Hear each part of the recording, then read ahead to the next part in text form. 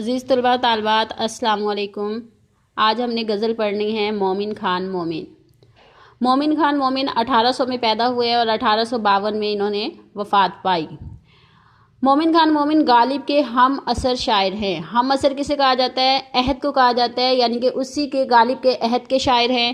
دلی کے بھی شاعر ہیں۔ مالی استحکام، یعنی کہ مالی طور پر بہت زیادہ مالدار تھے یا بہت زیادہ انہیں مالی استحکام حاصل تھا، جس کی وجہ سے ان کی شاعری میں ہمیں شوخی نظر آتی ہے، ادا نظر آتی ہے، اور حسن و عشق کے قصے ان کی دولت کی فراوانی کی وجہ سے نظر آتے ہیں۔ ماہر نجوم تھے۔ ماہر نجوم کسے کہا جاتا ہے؟ ستاروں کے علم کے بارے میں جانتے تھے، حکمت کے بارے میں جانتے تھے، شطرنج کے ماہر ہیں۔ موسیقی تو ان کی شاعری میں بھی ہے اور انہیں موسیقی بہت زیادہ پسند تھی۔ تاریخ گوئی، تاریخ گوئی کیا ہوتی ہے؟ یعنی کہ مومن خان مومن نے اپنے کسی شعر میں، اپنی کسی غزل میں یہ کہا تھا کہ یہ سال جو ہے وہ میری وفات کا سال ہے، اور اپنے مرنے کی تاریخ کو ظاہر کر دینا وہ تاریخ گوئی کہلاتا ہے۔ آخری عمر میں تصوف میں لکھا، یعنی کہ آخری عمر میں تصوف کے بارے میں لکھا، اور ان کی ایک مثنوی تھی جو کہ ساری کی ساری جو ہے وہ تصوف کے حوالے سے تھی۔ آگے آ جاتا ہے کہ محبت کے روایتی مضمون کو باندھتے ہیں۔ محبت کے روایتی مضمون کیا ہوتا ہے؟ روایتی مضمون کیا ہوتا ہے؟ یعنی کہ جو حسن و عشق ہوتا ہے یا عشق و محبت کا قصہ ہوتا ہے، اس میں 3 کردار ہوتے ہیں۔ سب سے پہلا ہوتا ہے عاشق، دوسرا ہوتا ہے محبوب، اور تیسرا ہوتا ہے رقیب۔ اس کو ہر شاعر نے برتا ہے، لیکن مومن خان مومن جو ہے اسے ایک نئے انداز میں، نئے پن کے ساتھ لے کر آئے ہیں۔ آگے آ جاتی ہے شاعری کی خصوصیات۔ شاعری کی خصوصیات کیا ہے؟ کہ حسن و عشق کے مضامین بیان کرتے ہیں، وہ ایک نئے انداز میں بیان کرتے ہیں۔ حسن و عشق کے مضامین ہر شاعر نے تحریر کیے یا ہر شاعر ان کے بارے میں بات کرتا ہے، لیکن جو مومن خان مومن ہے اس نے حسن و عشق کو ایک نئے انداز میں دنیا کے سامنے لائے ہیں۔ عشق کے روایتی کردار، شوخی اور ندرت ان کی شاعری میں پائی جاتی ہے۔ ندرت کسے کہا جاتا ہے؟ یعنی کہ نیا پن جو ہے وہ ان کی شاعری میں پایا جاتا ہے۔ ایام گوئی بھی پائی جاتی ہے۔ ایام گوئی کیا ہوتی ہے؟ یعنی کہ ایک بات کے 2 مطلب نکلنے، ایک پاس کا مطلب ہو اور ایک جو مطلب ہوتا ہے وہ دور کا مطلب ہو، یعنی کہ ایک مطلب جو ہے وہ نزدیک کا ہو، جو دوسرا مطلب ہو وہ اس لفظ کے بالکل متضاد ہو یا اس مطلب کے بالکل متضاد ہو، اسے کہا جاتا ہے۔ مومن خان مومن کا شعر دیکھیں کہ شب جو مسجد میں جا پھنسے مومن، رات کاٹی خدا خدا کر کے۔ اب جو اس کا پہلا جو مطلب ہے وہ کیا بنتا ہے کہ جو مومن ہے وہ مسجد میں چلا گیا ہے اور اس نے جو اپنی رات ہے وہ ساری کی ساری اللہ تعالیٰ کی عبادت میں کاٹی ہے۔ اس کے بعد دوسرا اگر ہم اس کا مطلب بتائیں تو وہ کیا ہے؟ وہ اس کے بالکل متضاد ہے کہ مومن خان مومن کو کوئی شخص جو ہے وہ زبردستی مسجد میں لے گیا اور اس نے جو رات ہے وہ بہت زیادہ مشکل میں گزاری ہے۔ آگے کہ معاملہ بندی کسے کہا جاتا ہے؟ راز و نیاز کی باتیں کرنا، یعنی کہ عاشق جو ہے وہ اپنے محبوب سے راز و نیاز کی باتیں کرتا ہے، محاورات کا خوبصورت استعمال کرتے ہیں۔ اس کے علاوہ ہمارا آ جاتا ہے خصوصی پس منظر۔ اس شاعری کا خصوصی جو پس منظر ہے وہ کیا تھا، کس وجہ سے مومن خان مومن نے یہ جو غزل تھی وہ لکھی تھی؟ فضل الحق خیر آبادی آرزو مومن کے دوست تھے، ٹھیک ہے بیٹا۔ شاہ اسماعیل شہید جو تھے جو تھے وہ مومن خان مومن کے مرشد تھے، پیر تھے، اور مومن خان مومن ان کے مرید تھے اور انہیں بہت زیادہ ان کا ادب کرتے تھے یا ان کی بہت زیادہ احترام اور عزت کرتے تھے۔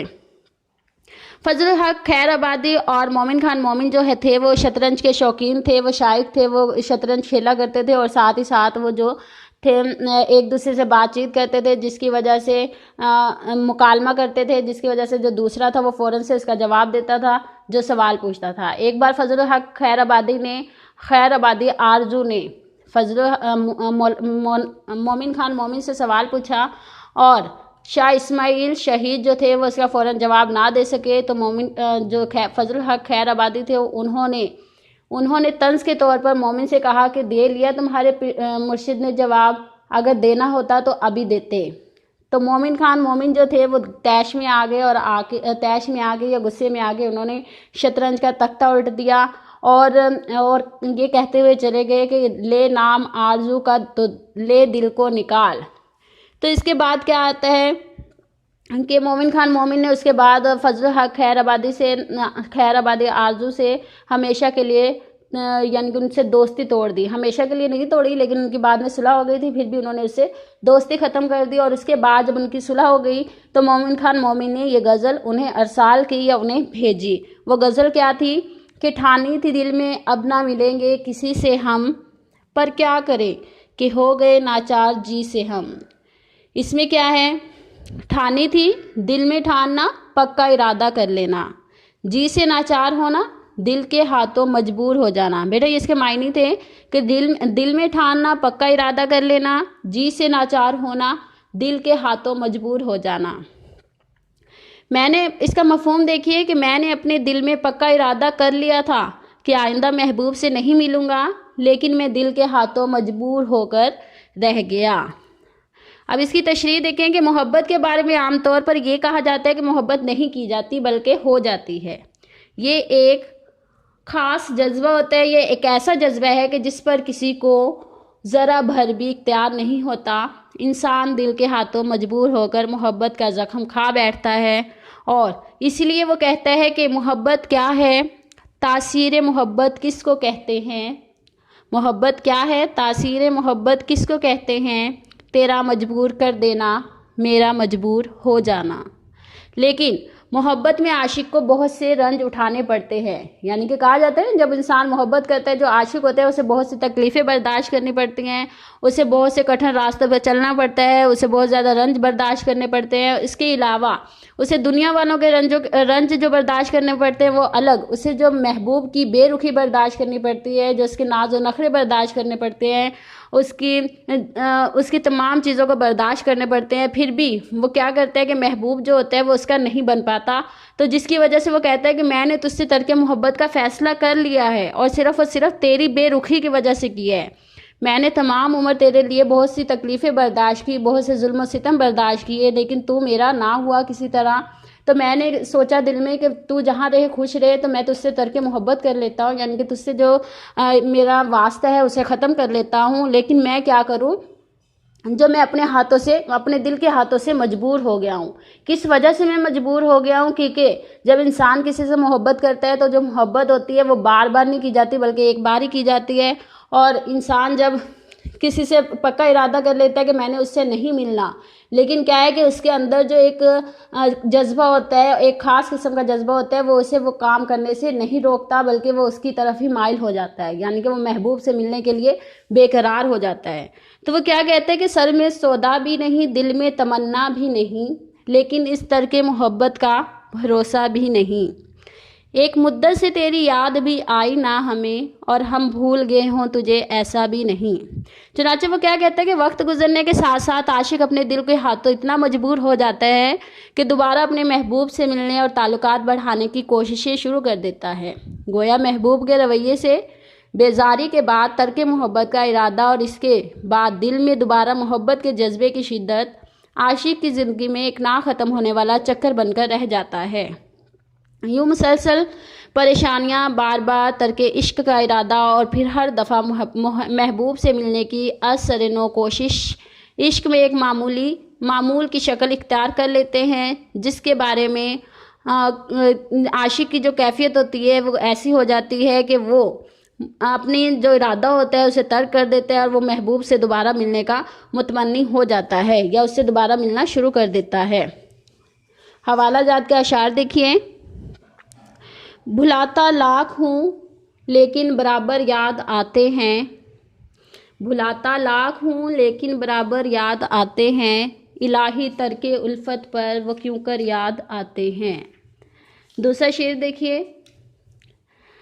ہنستے جو دیکھتے ہیں کسی کو کسی سے ہم، منہ دیکھ دیکھ روتے ہیں کس بے کسی سے ہم۔ ہنستے جو دیکھتے ہیں کسی کو کسی سے ہم، یعنی کہ جب میں نے اپنے محبوب سے ارادہ کر لیا ہے، اسے بچھڑنے کا ارادہ کر لیا ہے، لیکن میں کسی اور انسان کو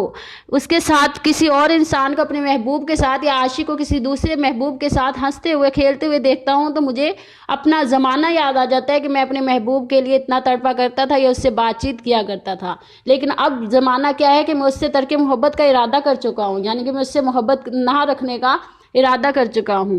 منہ دیکھ دیکھ روتے ہیں کس بے کسی سے ہم، یعنی کہ میں ان لوگوں کو دیکھتے ہوئے میرا دل جو ہوتا ہے وہ ناچار ہو جاتا ہے، یعنی کہ مجبور ہو جاتا ہے، اور میں محبوب سے دوبارہ تعلقات قائم کرنا چاہتا ہوں۔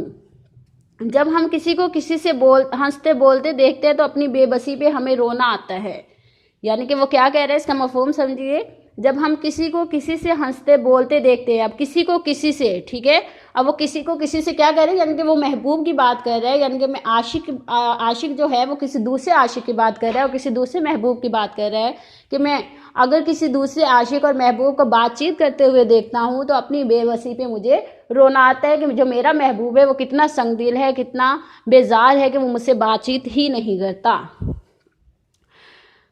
کسی کا لفظ استعمال ہوئے، شاعری میں یہ لفظ محبوب کے لیے بھی استعمال کیا جاتا ہے اور غیر یا پرائے کے لیے بھی استعمال کیا جاتا ہے، یعنی کہ اس میں جو لفظ کسی استعمال ہوئے وہ کسی کے دوسرے کے لیے بھی استعمال کیا جاتا ہے، پرائے کے لیے بھی استعمال کیا جاتا ہے، لیکن محبوب کے لیے بھی استعمال کیا جاتا ہے۔ محبوب کے لیے استعمال ہوا تو کسی غیر کے لیے، تو لفظ شعر کا لفظی مفہوم یہ ہوگا کہ جب ہم اپنے محبوب کو کسی غیر سے ہنستے بولتے دیکھتے ہیں تو ہمیں اپنی بے چارگی پر رونا آتا ہے کہ محبوب ہماری بجائے رقیب سے ہنس ہنس کے باتیں کیوں کر رہا ہے۔ اب جو رقیب ہوتا ہے وہ تھرڈ پرسن ہوتا ہے، تیسرا انسان ہوتا ہے، یعنی کہ وہ جو ہوتا ہے وہ عاشق اور محبوب کے درمیان دراڑ ڈالنا چاہتا ہے، یعنی کہ ان کے درمیان غلط فہمیاں پیدا کرنا چاہتا ہے کہ کسی نہ کسی طریقے سے ان دونوں کی جو محبت ہے وہ ختم ہو جائے، یہ جو دونوں انسان ہیں محبت کرنے والے یہ الگ ہو جائیں۔ اس سے کوئی فائدہ نہیں ہوتا، اسے بس اس سے جلن ہو رہی ہوتی ہے کہ جو دو محبت کرنے والے انسان ہیں وہ مل رہے ہوتے ہیں۔ تو رقیب کا کام ہوتا ہے کہ ان روڑے اٹکانا راستے میں۔ جب ہم دو اجنبی چاہنے والے لوگوں کو آپس میں ہنستے بولتے ہوئے دیکھتے ہیں تو ہمیں اپنی بے بسی اور مجبوری پر رونا آتا ہے کہ ہمارا محبوب ہم سے اس طرح ہنس کر اور پیار و محبت سے نہیں ملتا۔ دونوں صورتوں میں شعر کی بنیاد رشک یا حسد پر ہے، یعنی کہ وہ کیا کہہ رہے ہیں کہ میں حسد سے لوگوں کو دیکھتا ہوں کہ جب وہ ہنستے ہیں، بولتے ہیں، ایک دوسرے سے بات چیت کرتے ہیں، محبت اور پیار سے بات چیت کرتے ہیں، تو مجھے حسرت ہوتی ہے، حسد ہوتی ہے کہ جو میرا محبوب ہے وہ ایسا نہیں ہے۔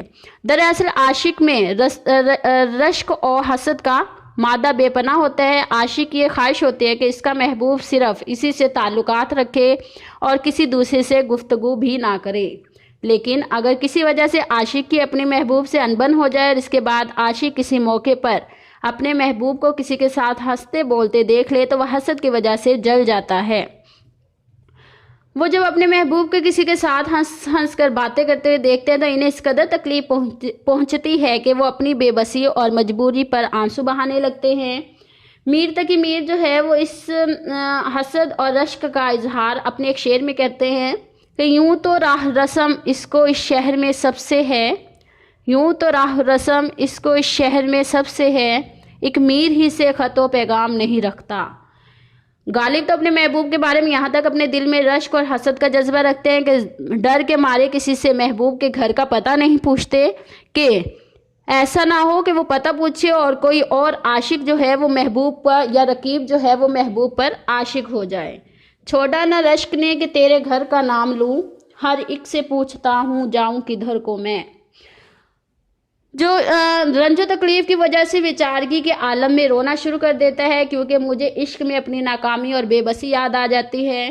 تو اس کے بعد شاعر کیا کہتے ہیں کہ گلے جو ملتے ہیں دو بچھڑے ہوئے ساتھی، عدم ہم بے سہاروں کو بڑی تکلیف ہوتی ہے۔ اور اس کے دوسرے شعر دیکھیے، بچھڑ کے مجھ سے نہ دیکھا گیا کسی کا ملاپ، حوالہ جات کے اشعار ہیں۔ بچھڑ کے مجھ سے نہ دیکھا گیا کسی کا ملاپ، اڑا دیے ہیں پرندے شجر پہ بیٹھے ہوئے، کیا تکلف کریں یہ کہنے میں جو بھی خوش ہے ہم اس سے جلتے ہیں۔ چلے بیٹا، آج ہمارا یہ ٹاپک جو ہے 2 اشعار ہم نے پڑھ لیے ہیں، آگے جو ہمارے اشعار رہ گئے ہیں وہ ہم کل پڑھیں گے۔ چل اللہ حافظ۔